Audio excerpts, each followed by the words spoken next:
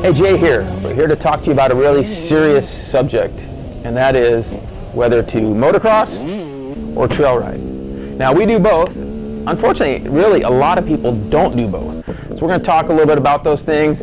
I grew up just riding motocross, and when I was a kid, I didn't really get to ride a ton until I was maybe in my 20s, because as a kid, I didn't really ever have a bike that ran for longer than a month or two at a time.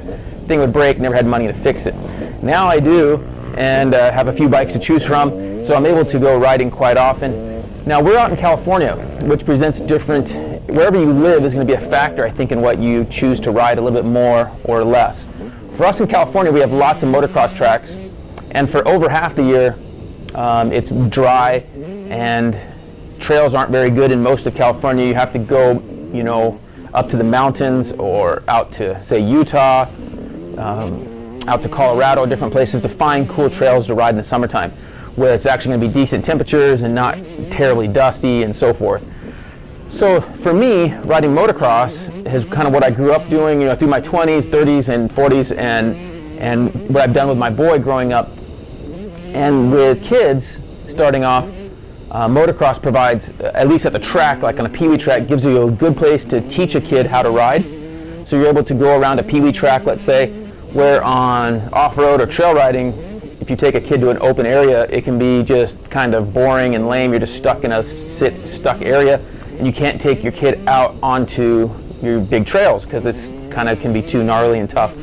Also, that gets into a whole nother subject that won't even talk about here, but that is of not having very good trail bikes for kids, let's say coming off of like, say, 80 size cc bikes up to, say, a KTM 200, for instance. There's nothing good in between there.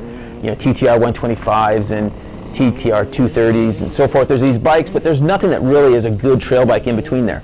So they're stuck riding two-stroke 85s and big wheel super minis, which are very difficult to trail ride legitimately because you have to ride them so wide open. So as far as trail riding goes, we ride in a large variety of different terrains, from high mountains to deserts to rocks and sand, water crossings. We get to see some amazing stuff. That's one of the biggest things you'll hear guys that are really into trail riding. They love to talk about being up at 10,000 feet, running into deer, all kinds of wild animals on the trail. You just see amazing things, and you get to remote places that would take you, days to hike to or whatever, but you're able to go explore these great places, go on big long rides, a full day, or go on multiple day trail rides, and you're able to go to all these types of places. It's a much more adventure, trail riding. And some of our best experiences have been trail riding. We do have a good time.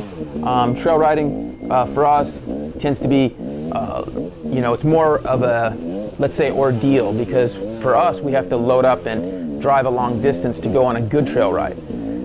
Except in the wintertime in California, we can find better stuff. So for us, riding like in central, southern Utah, in the spring and fall can be great. In the Green River, Moab type conditions, from St. George to Green River to Moab, all those types of areas have these really cool single track desert style riding that it's on rock and sand and through canyons and waters. This stuff presents amazing time. We run trials tires on most of our trail riding and in about any type of condition we do. And I think it's really helped us all be better trail riders, and it's easier on the trails, and it makes riding a lot easier. We're not riding at race pace. We're not going to really get into racing in this discussion today. So as far as trail riding, I do think you have to be a little bit more, it's a little bit more of a commitment for us with gear and extra parts, and whether you're going to prevent flats with tubeless or mooses, or bringing an extra wheel and tubes and so forth, prevents more of a hassle on that end. But the reward can be very fun, because you can go do 5 to 8 hour, 10 hour days of trail riding, where motocross you're not usually doing that, obviously. So trail riding, for us, prevents a great time. We have, my son and I are able to have a great time trail riding and have fun and learning new places and seeing new things, and we're able to spend time with other people as well, more so. We get a bigger group and different people we get to ride with and have fun, and also improve at what we're doing. As far as motocross goes, like this track here, this is the Kuya track in Southern California. It's more of a sandy off-road-ish, what do you call it, more typical motocross track.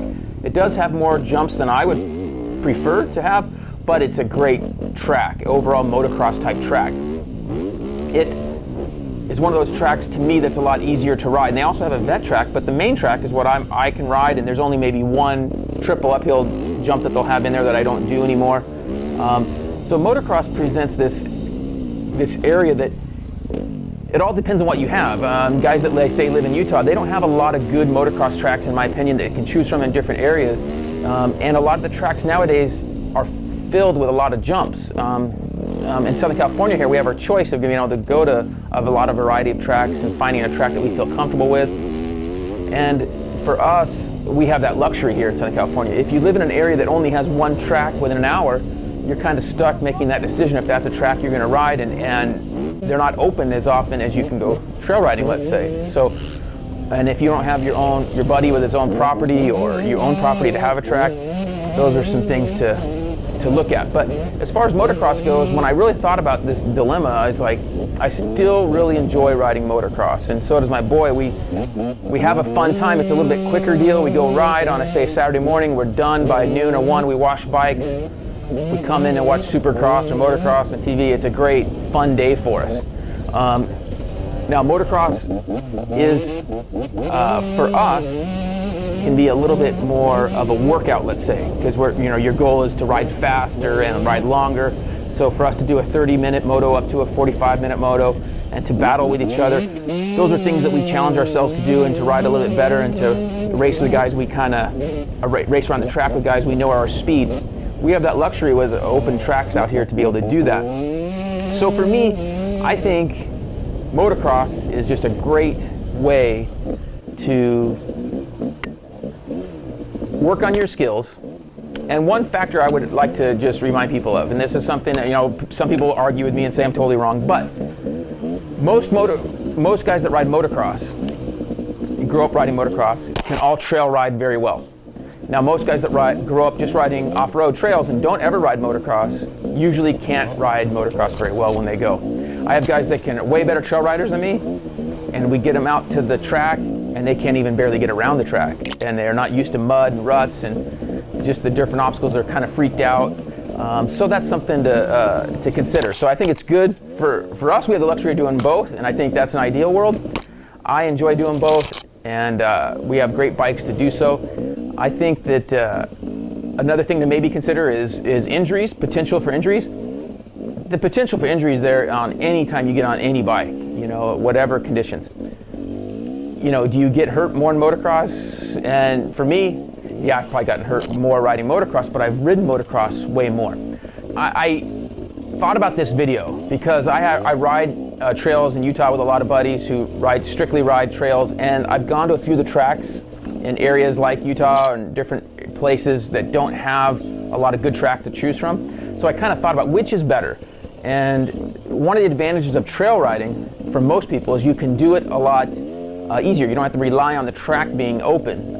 Tracks are limitedly open in certain areas, and you don't have to feel like, say, some fast guy or some fast intermediate kid is going to just blow by you and try to take you out and roost you and knock you down. So those are factors that help out in trail riding. It's a lot less intimidating trail riding. I still encourage, if you have kids, to look at motocross. It's a great fun thing for kids to get into, but also to expand those trail skills. So did I answer much of here? Which one's better? I love them both. If I had to choose a perfect motocross day or a perfect trail ride day, I usually choose the motocross day. My boy, which one does he choose? He usually chooses the trail day, like the perfect trail day, like a 5-hour trail ride, 70 miles of fun single track, that kind of day. That's what he enjoys. And then of course, we stop and get a big old meal on the way home. So that usually makes the trail riding day way better. So that's what he kind of tends to choose from. He likes both. I like both. You can't go wrong with either one. With trail riding, it can be a little easier to have a bike that maybe works well and performs. It doesn't need as many modifications as a motocross bike. A motocross bike needs to be running perfectly. You need to stay on it. guys want to tend to have the newest bike, a year or two old bike for motocross, so they're right on the best of the best for motocross. Where in trail riding, a lot of times you can be on a 5 or 6 year old plus bike and still do just fine with everything. And that holds true for motocross, but in motocross, guys, there's a stigma that you want to have the newest and greatest, and you want to have your suspension working just the best, where maybe off-road you can get away with it not being the best. It can just be okay and you have a great time anyway. So hopefully I helped you some, but maybe not. So at least you got to check out some cool riding footage, and we'll check you out soon.